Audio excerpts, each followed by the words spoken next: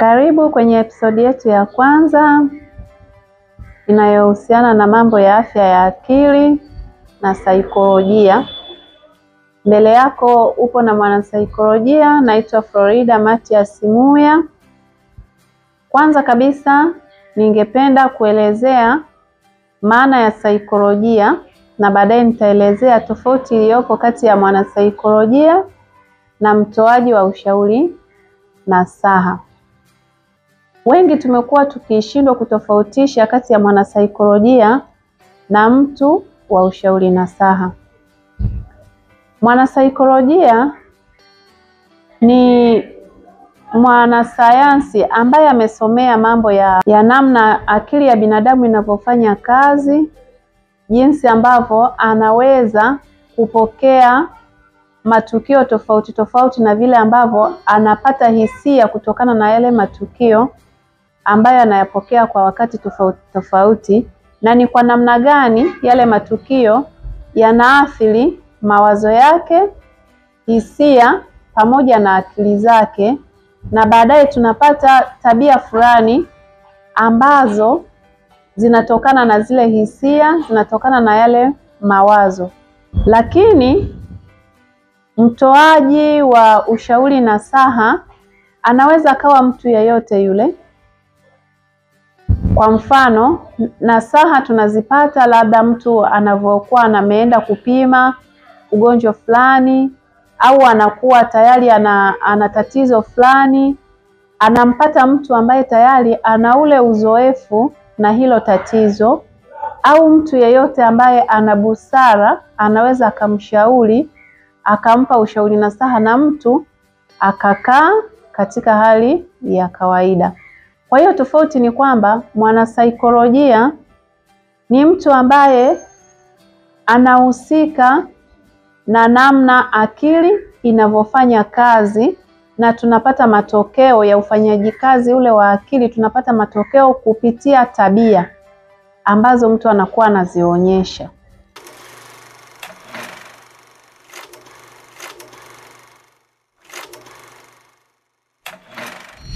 Na kuwepo kwa wanasaikolojia na umuhimu wa hawa wanasaikolojia katika jamii zetu, wanajamii hawawatumii pasavyo.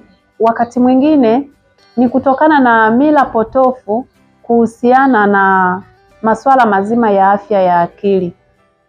Wengi wao wanaamini kwamba mtu anapokuwa na changamoto ya afya ya akili ni kwamba amelogwa, na wakati mwingine ule unyanyapaa ambao unakuwepo kwenye jamii zetu kuhusiana na hawa watu ambao wameathirika na changamoto ya afya ya akili, wanajua kwamba wao ni watu ambao wanaweza wakafanya kitu chochote kibaya wakati wowote, hasa katika kuleta madhara kwa jamii. Na ndio maana watu wanashindwa kuchukulia umuhimu wa kuwaona hawa wanasaikolojia. Lakini kikawaida ni mtu yeyote. Unaweza ukajiuliza ni nani ambaye anatakiwa kumuona mwanasaikolojia? Mimi napenda kusema kwamba ni mtu yeyote, wakati wowote unatakiwa kumuona mwanasaikolojia.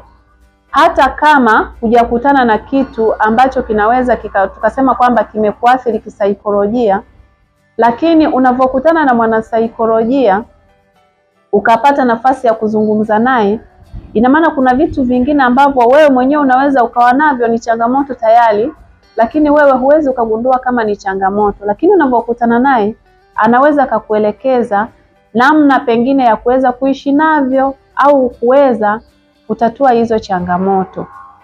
Kwa mfano, mtu wakati, yani tunasema kwamba haya matukio mtu yanaweza yakampata wakati wowote, lakini haujui ni wakati gani unaweza kukutana na tatizo. Endapo ukakutana na mwanasaikolojia kabla ya kupata zile tatizo, ina maana tayari unakuwa na ule uelewa, ile self awareness unakuwa nayo, kiasi kwamba unapokutana na tatizo unatakiwa ufanye nini. Labda umesikia habari mbaya, labda mpendo wako wa karibu amefariki, au tu ni mtu amekuudhi, unatakiwa ufanye nini? Kumbe mwanasaikolojia unapokutana naye anakuwa tayari amekuimarisha katika nyanja hizo za kuweza kupokea matukio wakati wowote, tofauti na yule ambaye hajapata hiyo elimu. Sasa twende tukaone mitazamo ya jamii, nini wanahofia kwenda kuwaona wanasaikolojia kwa wakati sahihi.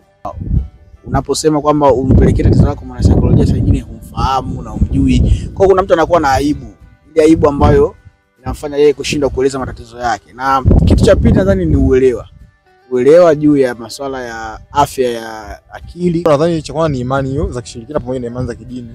Kinawafanya wasiende kwa wanasaikolojia. Kwa wanasaikolojia wanaonekana ni watu ambao ni mpaka tu mtu labda awe msomi sana anaweza kaenda kumfuata kumuelekeza kila kitu, au matatizo makubwa zaidi.